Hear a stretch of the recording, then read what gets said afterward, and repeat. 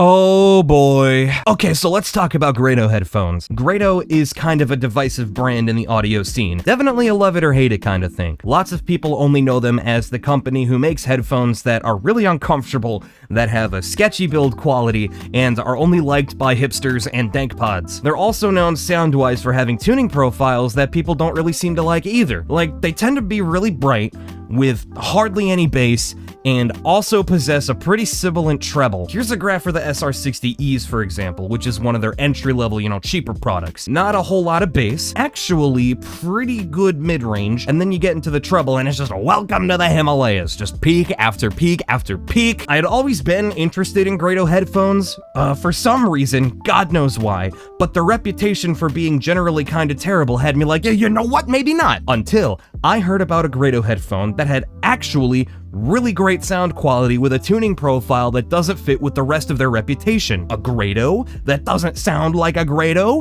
Well, you had my curiosity before, but now you have my attention. Cue me impulse buying yet another headphone that I do not need. Enter the SR325-x. What does the X stand for? Extra cheesy? No, it doesn't stand for that. I don't actually know what the X stands for. I don't know what the SR stands for either. Okay, first things first, let's talk about the build quality. Yeah, this part is pretty consistent with Grado's reputation. The actual housing for the driver is made of metal, and it feels pretty good. The headband is made of a leather material that if you hold it in your hands, it feels really nice, but it's absolutely torture to wear on your head because there's no padding. It's really uncomfortable, actually. As you can see here, I added these Dicey foam pads to the top, which improves the comfort by a huge amount. But the part that connects the yoke to the headband is still plastic, and it feels pretty cheap and fragile. Same goes for the yoke itself, it's just kinda cheap plastic. Overall, the build quality has parts of it that feel nice, but it definitely is fragile, and you really should be careful with these if you want them to last.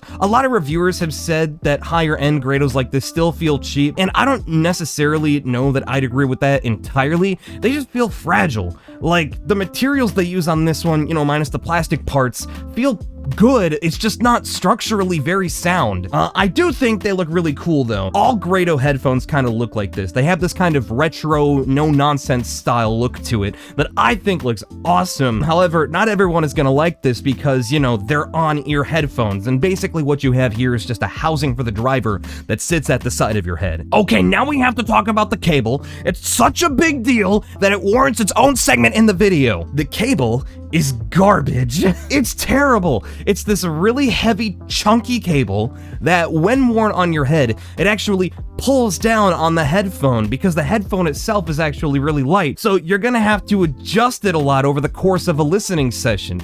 It's really annoying. It's also a braided cable, but it's not like a fabric material. It's actually all made of plastic, so it actually feels really super nasty to boot.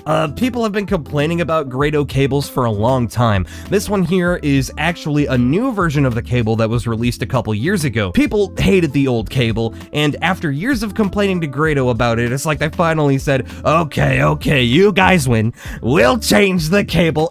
And then they made it worse. Grado, you guys are a bunch of damn trolls. Oh yeah, it's a non-removable cable too, so you're just gonna kinda have to deal with it. Well, okay, seriously, what the fuck is this? You'll see this type of cable on DJ headphones, but it makes sense that they'd need a durable cable since, they're moving around a lot and it's in a work environment. But on a headphone this light that's just meant for sitting and listening, it's like, why? Why make it like this? Also, comfort. That part about the headphones being uncomfortable, that part's true too. You can get alternate pads for these that do make them more comfortable. Like, I think this model comes with the F pads, and you can also get their G pads or their S pads, which I will admit are a lot more comfortable. I made sure to get those two to kind of compare and contrast. But be warned, while they are more comfortable, they also change the tuning. I'd prefer the stock tuning on these, so I'm just kind of shit out of luck. These are easily the most uncomfortable headphones that I own. Now, these are on-ear headphones, and not everybody is gonna like that, as mentioned before. Now, you can bend the headband to the shape of your head, and once you get them into the right position, they do just kind of sit there next to your head, but even then, it doesn't completely eliminate all the discomfort. It just kind of makes their comfort a lot more tolerable in my experience. I can only wear them with the stock pads for about an hour to 90 minutes before I really start wanting to take them off. The stock pads are super thin, and there's almost nothing separating your head from the driver. I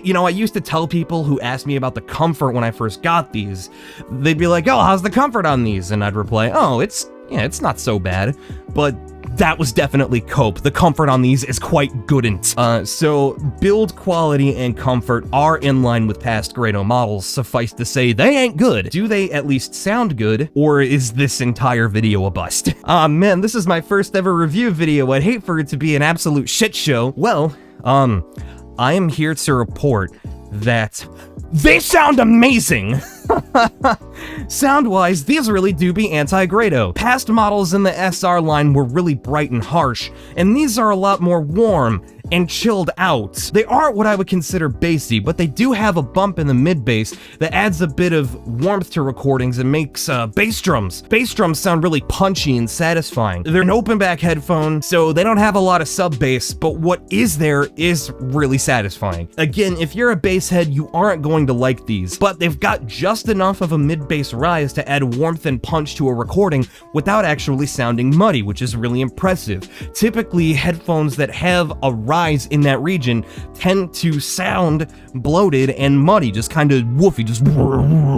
But these don't do that at all. It's actually really nice. Mid-range is another strength they have too. Vocals feel super close and intimate. I tested these with a song by Becky Hill called Changing, and that combo of punchy bass with Becky sounding like she's singing right next to me due to the rise in the lower treble to upper mids actually is really nice. So they do have a bit of a peak in the upper mids to lower treble, so vocals and lead instruments do come across as very forward. They also have a recessed upper treble, so cymbals and S and T sounds are gonna sound pretty subdued. Really, they're not sibilant at all. This combo results in a headphone with a mid-range focus and some added warmth in the bass.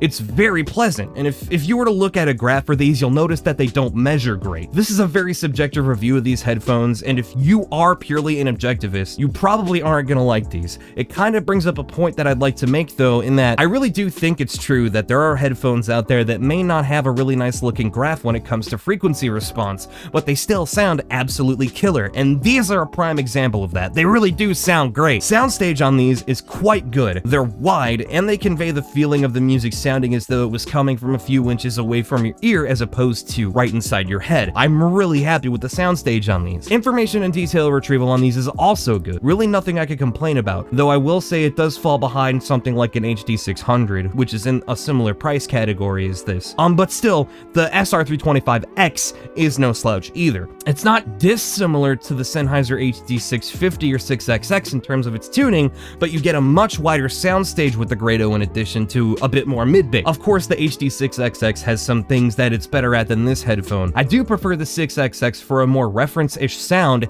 It's also a lot more resolving and has faster attack speed. It's also way more comfortable, not to mention, oof, the 6XX is also $100 cheaper. However, unlike an HD600 series, the SR325-x is much easier to drive. Phones, laptops, it'll drive this thing absolutely no problem. But it also doesn't seem to scale that well with different amplifiers. Some headphones out there tend to sound different out of different amplifiers. Something like an HD600, again, can sound better or worse out of different equipment. But I did plug the Grado into several different amplifiers that I own, and there was pretty much no difference in sound quality whether I was running it out of my phone or into my iFi Zen DAC. So yes, a phone can easily run it, but their fit and that idiot cable makes walking around with them quite cumbersome. Not that you should take these out in public anyway. They've got no noise isolation and bleed noise like crazy due to them being open backs. These are definitely a sit at a desk or lay in bed and listen to music kind of headphone. So here's the big question. Do I recommend it? Kinda? The build quality and comfort alone make an otherwise excellent headphone immensely flawed. This headphone is $300, and for that kind of money, there are way better options available for a headphone that sounds good and is more comfortable. Case in point, like the Sennheiser HD600 line. Logically speaking, no, I don't think it's worth the money. However, that brings me up to my next point. The modding community for Grados is insane. Due to the fact that they're kind of just a housing for the driver and it's really accessible, these are a really good platform if you are into modding, and I really do feel like in order to get the most out of these, you kind of do have to mod them a little bit. I'm gonna use an analogy about something else that I really enjoyed doing, games. So if I had to make a comparison between a Grado and a video game, I would say that these are a lot like Skyrim. Skyrim, I think, is an okay game, but it's a little bit rough around the edges. It's not perfect, obviously. It's got a lot of glitches and bugs and some quality of life things that a lot of players are really just not keen about. But you throw a few mods in there and suddenly you're in for a really good experience. Grados, I would say, are the same way. Out of the box, they need a little bit of work to make the most out of, but slap a few mods on there. You get some alternate pads and I think a little bit of EQ. Suddenly you're in for a really enjoyable listening experience. And if you like to mod headphones or really want to get into modding headphones, I think any Grado headphone in the SR lineup is a really great buy. So if you're willing to overlook the comfort and build quality for a really enjoyable listening experience, or if you're interested in modding these, you're in for an absolute treat. The sound quality on these really is something special, and while I can't wear this headphone comfortably for longer than an hour, that hour I spend listening is just an incredible time. Okay, that's the end of the review. Okay, bye. Also subscribe. Ah!